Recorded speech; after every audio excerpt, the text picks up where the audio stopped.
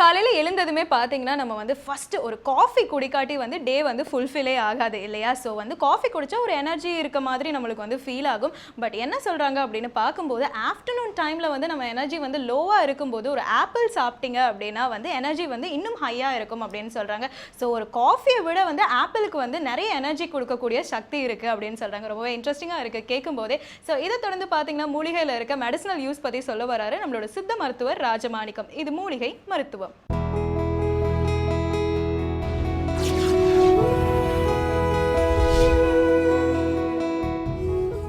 உலகெங்கும் உள்ள வேந்தர் டிவி நேயர்களுக்கு காலை வணக்கம். இன்றைக்கி பார்க்க போகிற மூலிகை மருத்துவம் வந்து நெஞ்சு வலிக்கான மருத்துவம். நெஞ்சு வலி வருது, இன்றைக்கி பார்த்தீங்கன்னா சாதாரணமாக நெஞ்சு வலி வருதுன்னா, பெத்த புள்ள அவங்க சொல் பேச்சு கேட்கலன்னா நெஞ்சு வலி வந்துடும். இல்லை அவங்களுக்கு வந்து இன்றைக்கி அவங்க சொந்த பந்தத்தில் யாராவது இறந்துட்டாங்கன்னா நெஞ்சு வலி வந்துடும். அதிக அளவு சுமை தூக்கி நிறைய தூரம் நடந்தவங்களுக்கு நெஞ்சு வலி வந்துடும். அது இல்லாமல் சொத்து பிரச்சனையில் சண்டை வந்தால் நெஞ்சு வலி வந்துடும். அது இல்லாமல் இன்றைக்கி பணப்புழக்கத்தில் பணம் நிறைய பேர் கையில் இல்லாமல் கல்யாணம் நின்று போனதால் நெஞ்சு வலி வந்திருக்கு. இந்த மாதிரி சொல்லிகிட்டே போகலாம். அதை வந்து சாதாரணமாக போய் தடிக்கு கீழே விழுந்து நெஞ்சில் அடிபட்டவங்களுக்கு நெஞ்சு வலி வந்துடும். இன்றைக்கி பிள்ளைங்களுக்கு வர நோயை நினச்சி நெஞ்சு வலி வந்துடுது. ஏன்னா அந்த அளவுக்கு எந்த நோய் வருதுன்னே சொல்ல முடியாது. அந்த அளவுக்கு நோய் வந்துக்கிட்டு இருக்கு. அந்த நோயெல்லாம் நினச்சி நெஞ்சு வலி, அந்த நெஞ்சு வலியெல்லாம் சரி செய்கிறதுக்கான மூலிகை மருத்துவம். இதில் நெஞ்சு வலிக்கு வந்து மூங்கிலை வந்து பயன்படுத்துகிறோம். மூங்கிலில் வந்து இந்த காம்பு நடு குருத்தை தான் பயன்படுத்தணும். இந்த நடு குருத்தை தான் பயன்படுத்தணும், இலையை பயன்படுத்தக்கூடாது. இந்த அதை வந்து சாதாரணமாக பார்த்திங்கன்னா கேரளாவில் பார்த்திங்கன்னா இந்த குருத்துலேயே வந்து ஒரு சூப்பு மாதிரி வச்சுருப்பாங்க. ரொம்ப அற்புதமாக இருக்கும். அந்த சூப்பு சாப்பிட்டாங்கன்னா நெஞ்சு வலி குறையும். ஏன்னா அவங்க அதிக அளவு பளு தூக்குவாங்க, அதிக அளவு வேலை செய்வாங்க. அங்கே அவங்களுக்கெல்லாம் அந்த குருத்தில் தான் வந்து சூப் வச்சு தருவாங்க. அதனால் அந்த குருத்தை பயன்படுத்துகிறோம். அதேமாரி வலி தாங்கிறதுக்காக வேண்டி கத்திரிக்காய், வரி கத்திரிக்காய், அதை கீரி கத்திரிக்காய்ன்னு சொல்லுவோம். இது நாட்டு கத்திரிக்காய் தான். இது வந்து உயர் ரக கத்திரிக்காய் கிடையாது, எல்லாத்துக்கும் விதை இருக்கும். இது பிஞ்சு கத்திரிக்காய். இதோடு சேர்ந்து நம்ம ஓமம் என்ன செய்யும், உள்ளே வந்து வாயுகள் போய் முட்டினாலே நெஞ்சு வலிக்கும். சரியாக ஜீரணம் ஆகலைன்னா நெஞ்சு வலிக்கும். சிலருக்கு மலம் கழிக்க முடியலைன்னா நெஞ்சு வலிக்கும். சிலருக்கு பார்த்தீங்கன்னா எந்த நேரமும் நெஞ்சு வலி வருதுன்னா அவங்களுடைய சத்து பற்றாக்குறையில் வரும். சிலருக்கு அந்த உள் உறுப்புகளில் சளி அதிகமாக இருக்கும், அதனால் நெஞ்சு வரும். அதனால் தேனை பயன்படுத்துகிறோம். தேன் வந்து சளிகளை உடைச்சிரும், உள் உறுப்புகளில் வந்து சுமூகமாக்கும், உள்ளே இருக்கிற ரணங்களை போக்கும். இதெல்லாம் கூட்டு கலவையாக சேர்ந்து நெஞ்சு வலிக்கு மருந்து தயாரிப்போம்.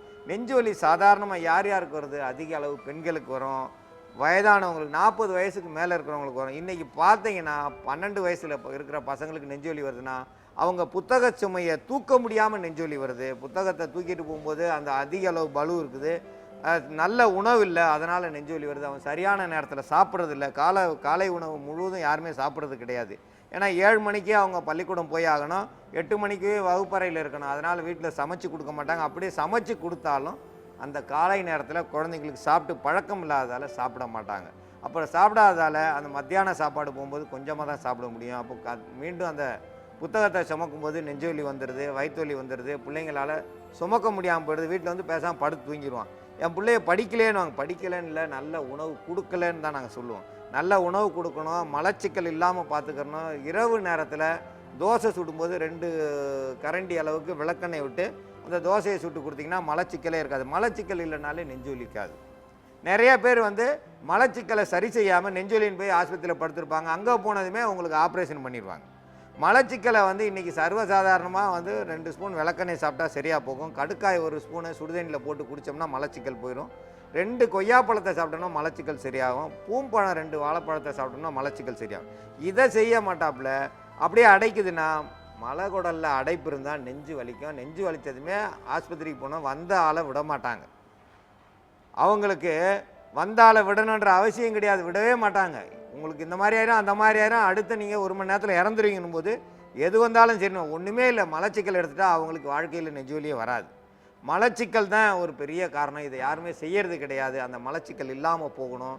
உள்ள கண்டிப்பாக நெஞ்சு வலியாக இருந்தால் அதை சரி செய்யணும். அதை சரி செய்கிறதுக்கான மருந்து தயாரிக்கும் முறை இப்போ நம்ம பார்க்கலாம். நெஞ்சு வலிக்கு மருந்து தயாரிக்க போகிறோம். அதில் முக்கியமாக வந்து இந்த மூங்கிலினுடைய ஈர்க்குன்னு சொல்கிறது, இந்த இருக்குது பார்த்திங்கன்னா குச்சி குச்சியாக இருக்கும்.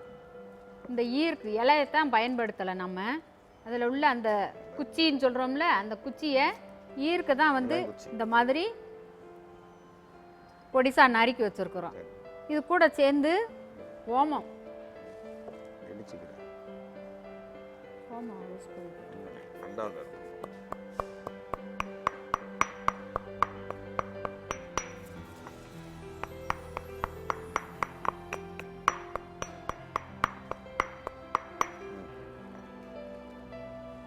ஒரு ஸ்பூனு ஓமம் சேர்த்துக்கிறோம்.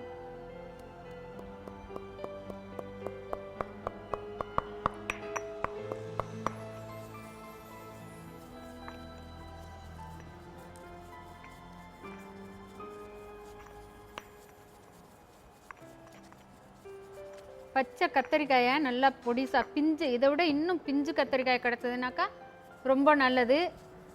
விதையும் இருக்கணும். அதே நேரத்தில் இந்த ஹைப்ரிடுன்னு சொல்கிற பெரிய கத்தரிக்காய் இதெல்லாம் வந்து பயன்படுத்தினாக்கா அது மருத்துவம் வந்து நெஞ்சு வலியே கேட்காது.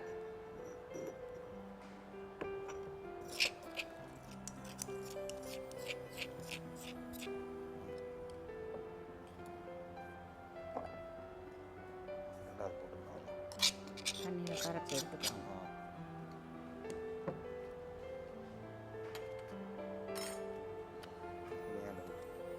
கத்தரிக்காயை நல்லா பொடிசா நறுக்கி விதையோடு சேர்த்து போட்டு லேசாக கொஞ்சமாக தண்ணி சேர்த்து இதை நல்லா அரைச்சி எடுக்கணும்.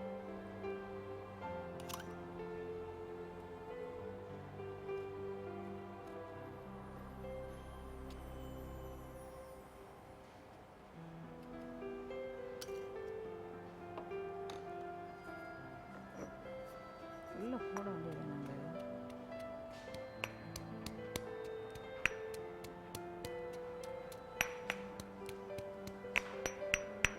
போதுமா? போட்டு இடிச்சு அப்படியே கரைச்சிட வேண்டியதானே.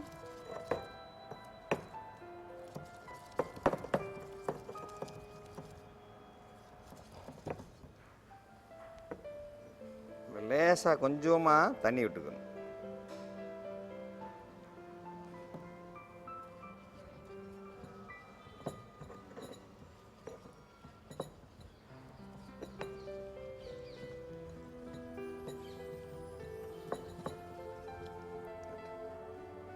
அரைச்சி எடுத்ததை மீண்டும் இதை போட்டுக்கணும். ஏன்னா இதை ஒன்றா போட்டால் அரைக்க முடியாது.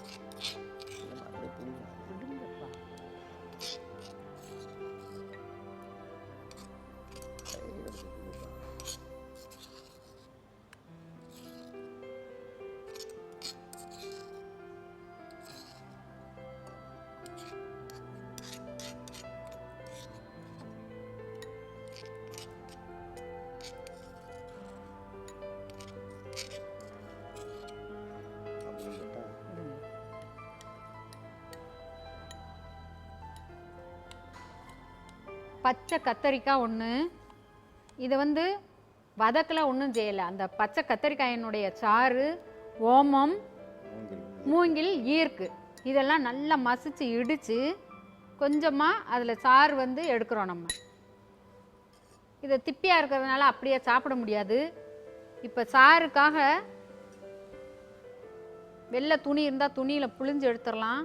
இல்லாட்டினாக்கா இப்படி நாம் தேனோடு சேர்ந்து கலக்கணும்.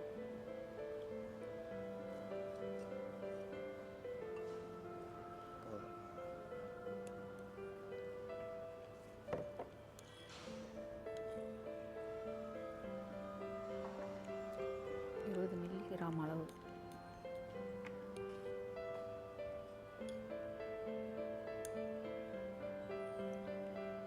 நல்லா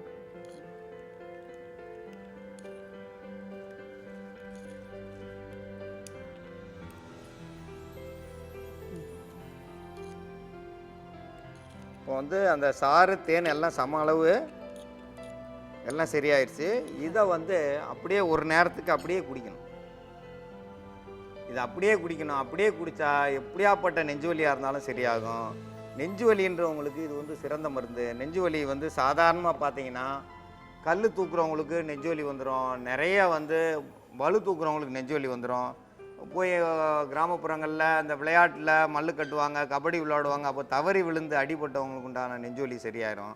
உள்ள ரத்தம் கட்டியிருந்தாலும் சரியாயிரும். பாறையிலிருந்து உருண்டு வந்து கீழே விழுந்தாலும் இது சரியாயிரும். இன்றைக்கி சர்வசாதாரணமாக குத்துச்சண்டைக்கு போகிறவங்களுக்கு நெஞ்சு வந்திருக்கு அப்படின்னா இதை குடித்தாங்கன்னா கண்டிப்பாக அந்த நெஞ்சு சரியாயிரும். இதில் வந்து நம்ம ஒரே ஒரு கத்திரிக்காய் சேர்த்துருக்கோம். அந்த கத்திரிக்காயை பிஞ்சு கத்திரிக்காயாக இருக்கணும். அதோடு சேர்ந்து மூங்கிலினுடைய குச்சி, அந்த வந்து சிறு குச்சி, அந்த குருத்துன்னு சொல்லுவோம், அந்த குருத்து குச்சியை வந்து நம்ம இடித்து சாறு எடுத்திருக்கோம். அதோட ஒரு ஸ்பூன் ஓமம் சேர்த்துருக்கோம். இது எல்லாத்தையும் நல்லா இடித்து பச்சையாக தான் இருக்குது, அதோட தேனில் கலந்துருக்கும். இப்போ வந்து அற்புதமாக இருக்கும், அந்த குடிக்கும் போதே சுகமாக இருக்கும். ஆனால் குடித்தா அந்த வலியே இருக்காது. இதை வந்து ஒரு 3 நாளைக்கு குடித்தாங்கன்னா எப்படியாப்பட்ட நெஞ்சு வலியும் குறைஞ்சிரும். அதுக்கப்புறம் அவங்க வலிக்கு தக்கன எத்தனை நாள் குடிப்பாங்கன்னு அவங்களுக்கு தான் தெரியும். எவ்வளோ அடிபட்டது அதுக்கு தக்கன தான் குடிக்கணும். வலியே இல்லைன்னா 3 நாள் சரியாக போகும். லேசான அடிபட்டுனா 3 நாளில் சரியாயிரும். இல்லை அதிகமான காயம், அதிகமான வலி இருந்துன்னா அதை தொடர்ச்சியாக 21 நாள் குடிக்கலாம், தவறே பண்ணாது. தினந்தோறும் குடிக்க அந்த வலு கூடும், ரத்தக்கட்டு குறையும். உள் உறுப்புகளில் சதை நஞ்சு போயிருந்தால் அந்த நஞ்சு போன சதை மீண்டும் நல்லாகும்.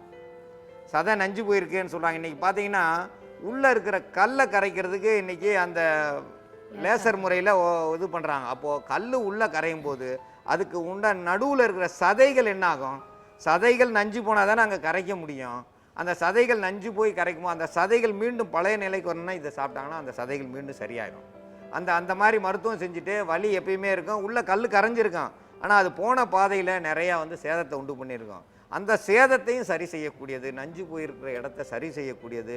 அது நெஞ்சு வலியாக இருந்தாலும் சரி, அடிபட்ட காயமாக இருந்தாலும் சரி, தெரியாதனமாக குத்திருப்பாங்க, இல்லை கல்லை கொண்டு எரிஞ்சிருப்பாங்க, இல்லைன்னா தேங்காய் மேலே விழுந்திருக்கும், இல்லை மரம் இந்த மாதிரி இந்த புயல் நேரத்தில் மரம் ஒடிஞ்சு மேலே விழுந்திருக்கும். அந்த மாதிரி அடிப்பட்டவங்களுக்கு இது ஒரு சிறந்த மருந்து. இந்த மருந்தை வந்து பெண்களாக இருந்தாலும் ஆண்களாக இருந்தாலும் சாப்பிட்லாம். குழந்தைகளுக்கு 1 ஸ்பூன் அளவு கொடுத்தா போதும், அதிக அளவு தேவையில்லை. நம்ம தயாரிக்கிற மருந்து அளவு முழுவதும் குழந்தைங்களுக்கு கொடுக்கக்கூடாது. எண்ணெய் கொடுத்தாலும் குழந்தைகளுக்கு ஒரு 4 சொட்டு 5 சொட்டு அந்த 1 ஸ்பூன் அரை ஸ்பூன் தான் கொடுக்கணும். இதில் வந்து 1 ஸ்பூன் அளவு கொடுக்கலாம், தவறே செய்யாது. ஏன்னா வெறும் கத்தரி பிஞ்சு தான் இருக்குது, அதனால் எந்த தப்பும் கிடையாது. அதோடு சேர்ந்து நம்ம ஓமம் சேர்த்துருக்கோம், மூங்கில் சாறு சேர்த்துருக்கோம். இடுப்பு எலும்பு பலம் கூடும். மூங்கில் சேர்க்க எலும்பு வந்து வலுப்பெறும். எலும்பு எல்லாமே நல்ல வலுவாக இருக்கும். எந்த விலா எலும்பு வலிக்குது, இந்த அல்லையில் வலிக்குது அப்படின்றது அந்த வலியெல்லாம் கொஞ்சம் கொஞ்சமாக குறைய ஆரம்பிச்சிடும். அந்த எலும்பை வந்து பலத்தை கொடுக்கக்கூடியது. அதனால தான் முந்தியெல்லாம் சொல்லுவாங்க, மூங்கில் அரிசியை வாங்கி சாப்பிடுங்க, மூங்கில் அரிசியை சாப்பிடுங்க, மூங்கில் அரிசியில் நெய்யில் பொரித்து பாயாசம் வச்சு குடிங்கன்னா அந்த மூங்கில் மாதிரி இருக்குமா உள் உறுப்புகள் உள்ள எலும்புகள், அந்த எலும்புகளை வந்து சரியாகணும், பலமாகணும், நெஞ்சு வலியே இல்லாமல் இருக்கணும்னா இந்த மருந்து ரொம்ப அற்புதமாக வேலை செய்யும். இந்த மருந்தை பயன்படுத்தி பயன்பெற வேண்டும் என்று கேட்டுக்கொள்கிறேன்.